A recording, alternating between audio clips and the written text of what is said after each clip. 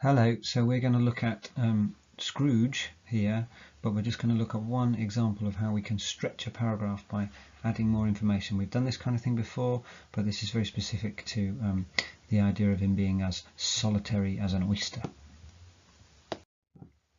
So students who achieve a high grade don't always write more than anybody else, but you should try to write as much as you can in the time that you're given. That's important, of course. And obviously, if you're going to get given a low grade, it'll probably be for something like Scrooge is an oyster. If you write something quite simplistic like that on a piece of paper, then you shouldn't expect much in the way of reward for analysis, because there isn't any. So we need to think about the writer, don't we? So let's put him at the beginning. Dickens. Dickens describes Scrooge as an oyster, and you can see there we've also got quotation marks at the other end. We're making it really clear to our readers, to our examiner in particular, that we've taken this word from the text. So this next example is a bit better again because it uses what we call terminology, doesn't it? So it says Dickens, there's our writer, uses a simile to describe Scrooge as self-contained and solitary as an oyster. So solitary as an oyster, it's comparing one thing to another, Scrooge to an oyster, because he's solitary. So we need to explain it, don't we? So we have our quotation, and then we say, this portrays the main character as someone who, like an oyster, has grown a hard shell around them. So there's no mystery to that. It's just about thinking about what an oyster is like and trying to explain it, to describe what an oyster is. So we keep going, we can have even more detail, and this time we're talking about revelation, to reveal something. So if you reveal something, usually means you've found something hidden, so that's always going to be a great thing in a test. So here we have, this reveals a character who is used to being alone, of whom it is entirely natural to avoid company. And of course, if you're an oyster, that is mostly what would happen.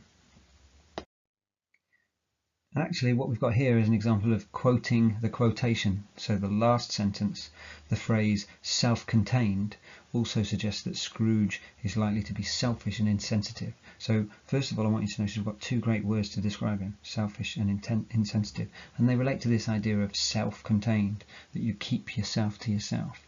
And that might be a good thing, but in Scrooge's case it's very self-centered, and it means he doesn't really care for the thoughts or feelings or the lives of others. But we can keep going. So the next couple of sentences go like this. However, a few oysters contain a rare pearl, something valuable. Dickens might be asking the reader to infer that Scrooge is a good person of value, but that he needs help to be opened up to the possibility. Now here, of course, we've got the idea of Dickens thinking about his reader, that they've got to work something out for themselves. Lots of readers would know that a very, very few oysters contain a pearl, something precious inside, and that link with the reader is very important here. And just the idea that we have to do something, we have to think about Scrooge as somebody who could be a good person if they just had a little bit of help, for example from three spirits.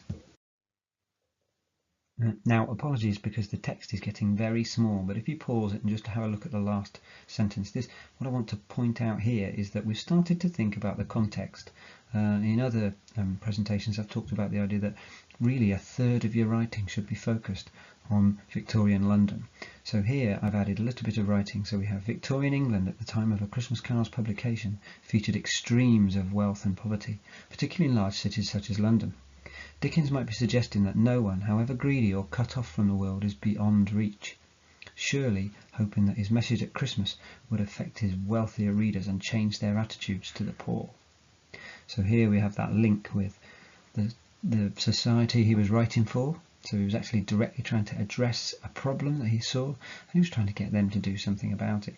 So here all I'm doing is I'm extending what I'm writing about, and I'm thinking about what he's up to. Why does Dickens want to say that? What is it that he's trying to get his readers to think and to feel? So now it's your turn. You can take one of the quotations on the left and try to do what I did on the right. Choose any one you like, try all of them, have a go, and just see how much you can write. But I just want you to remember one thing. You can't do this all the time in a test.